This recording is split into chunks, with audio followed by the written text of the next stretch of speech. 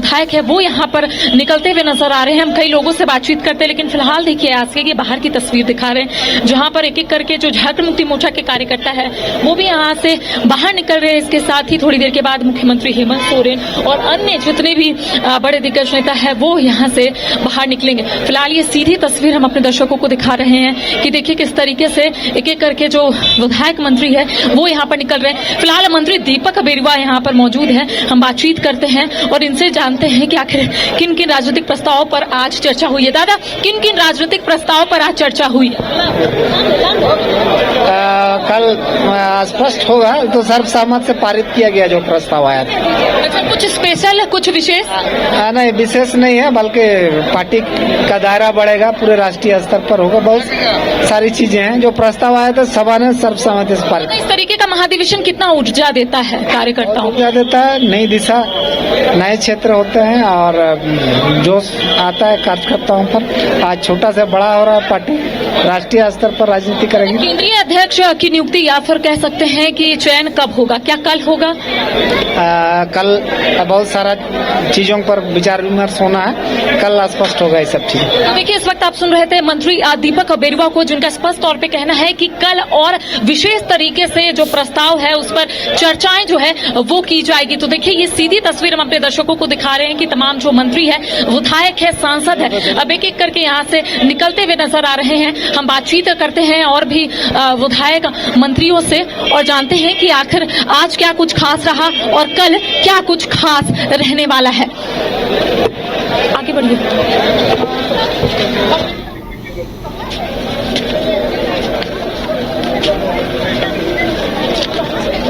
देखिए, इस वक्त आपको तस्वीर दिखा रहे हैं, गांधी विधायक कल्पना सोरेन फिलहाल यहाँ पर मौजूद है, बाहर निकल चुकी है क्योंकि अब जो बैठक है, जो महाधिवेशन का पहला दिन है वो समाप्त हो चुका है। और ऐसे में देखिए, मुख्यमंत्री हेमंत सोरेन के साथ उनकी धर्मपत्नी यानी कि गांधी से विधायक कल्पना सोरेन यहाँ पर मौजूद है। इसके साथ ही आप देखिए तस्वीर दिखा रहे दिशुम गुरु शिबू सोरेन भी आपको दिख रहे होंगे, केंद्रीय अध्यक्ष है और ऐसे में शिबू सोरेन ने भी अपनी बात को रखने की कोशिश की है। देखिए, फिलहाल ये सीधी तस्वीर हम अपने दर्शकों को खिलगांव के इंडोर स्टेडियम से दिखा रहे हैं, जहां पर दिशुम गुरु शिबू सोरेन के साथ साथ मुख्यमंत्री हेमंत सोरेन और मुख्यमंत्री हेमंत सोरेन की धर्मपत्नी सह गांधी विधायक कल्पना सोरेन आपको दिख रही होंगी। देखिए, आज कई राजनीतिक प्रस्तावों पर चर्चा हुई है और कल माना जा रहा है कि कल का दिन बेहद खास होने वाला है, क्योंकि कल केंद्रीय अध्यक्ष का चयन होगा। इसके साथ ही कई पद में कह सकते हैं कि लोगों का जो नाम है वो सामने आ सकता है। कहा जा रहा है कि कार्यकारी अध्यक्ष के साथ साथ केंद्रीय अध्यक्ष और अन्य ऐसे पद हैं जिसमें कई लोगों को बड़ी जिम्मेदारी मिल सकती है। तो देखिए, एक एक करके जो विधायक मंत्री है वो यहाँ से निकल रहे हैं और देखिए मुख्यमंत्री हेमंत सोरेन का जो काफिला है अब यहाँ से निकलने ही वाला है। जी आसिया।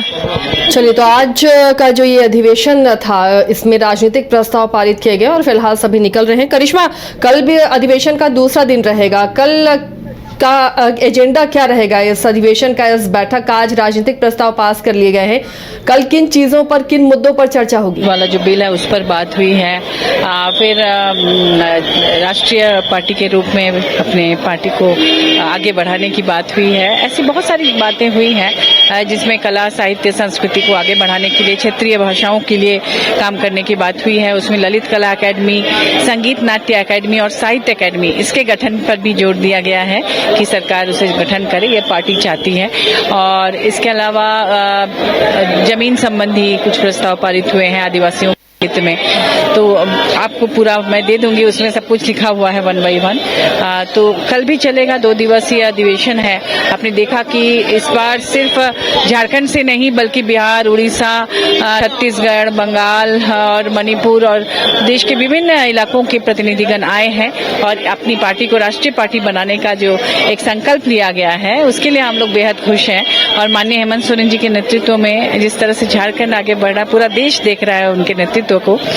तो जी, एक और खबरें आ रही है कि दिल्ली में भी झारखंड मुक्ति मोर्चा का कार्यालय जो है वो खोला जाएगा, कब तक खोला जाएगा? बिल्कुल, ये इस पर भी बात हुई है। दिल्ली में झारखंड मुक्ति मोर्चा का कार्यालय खोला जाएगा, वो राजधानी है और अब क्षेत्रीय पार्टियां ही आगे बढ़ेंगी तो देश बच सकता है। नहीं तो भाजपा जिस तरह से लोकतंत्र को बरकरार रखना नहीं चाहती, जिस तरह से कर रही है, के बाद एक जो भी गतिविधियां हैं, अभी वक्फ बोर्ड बिल वाला जो है वो मामला भी काफी गर्म है।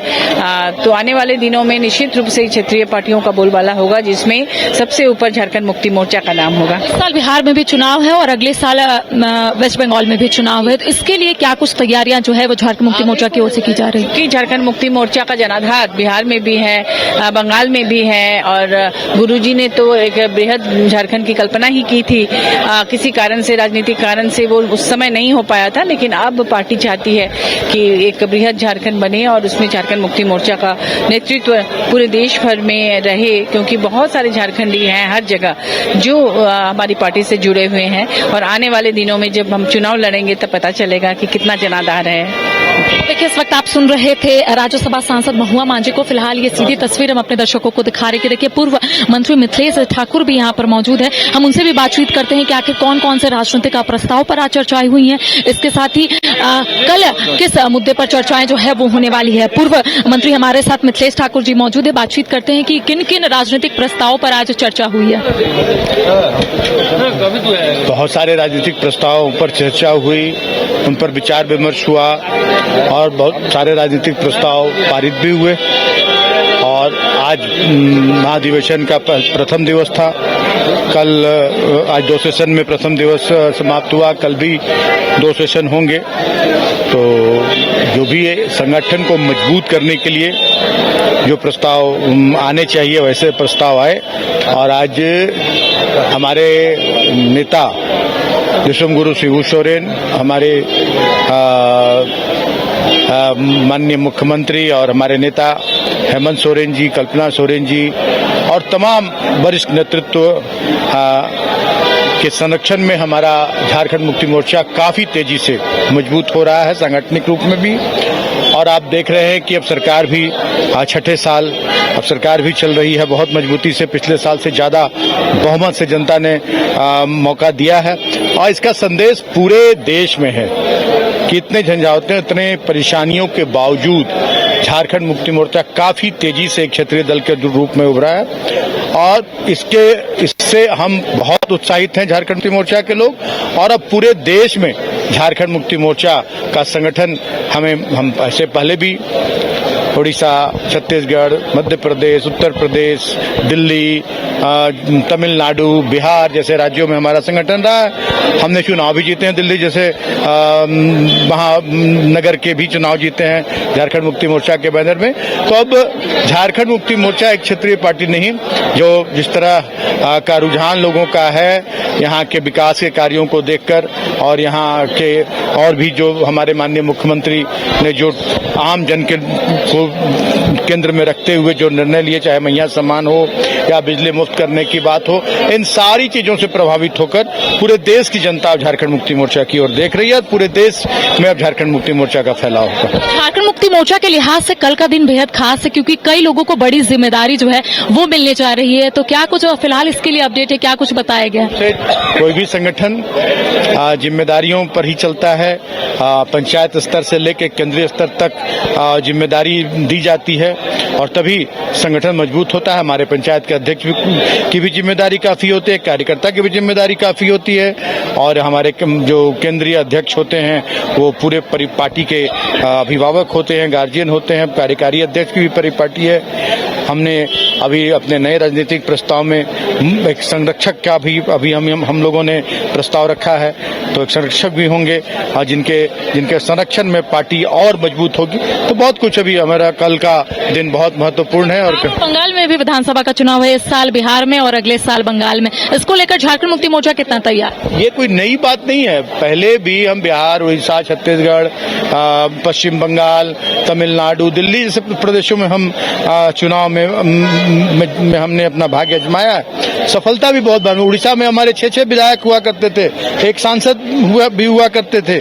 अब कभी मजबूरी होती है, गठबंधन का धर्म निभाना पड़ता है, इसलिए नहीं तो आज भी हमारी सांगठनिक स्थिति बंगाल के सीमावर्ती जिलों में, छत्तीसगढ़ के सीमावर्ती जिलों में, बिहार के सीमावर्ती जिलों में और दिल्ली में, तमिलनाडु में काफी मजबूत स्थिति में हम लोग हैं और जहां जहां चुनाव होंगे निश्चित रूप से हम अपनी दावेदारी करेंगे।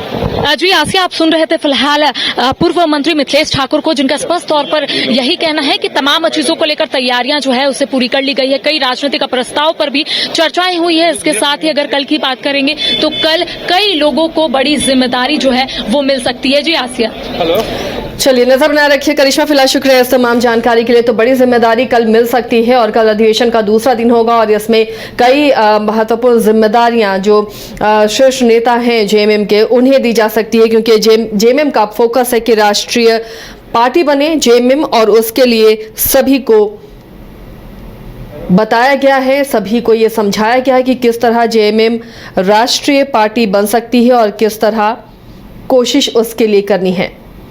अगर आप देश के किसी भी कोने में रहते हैं, अगर आप पटना आना चाहते हैं और घर जैसे रहने और खाने का आनंद लेना चाहते हैं तो एक बार जरूर आए होटल डायमंड इन। संपर्क करें 9572759746, 9031859981, 0612400158 एड्रेस अपोजिट विद्या संस्कार स्कूल, रंजन पथ, गोला रोड, बेली रोड, पटना 801503।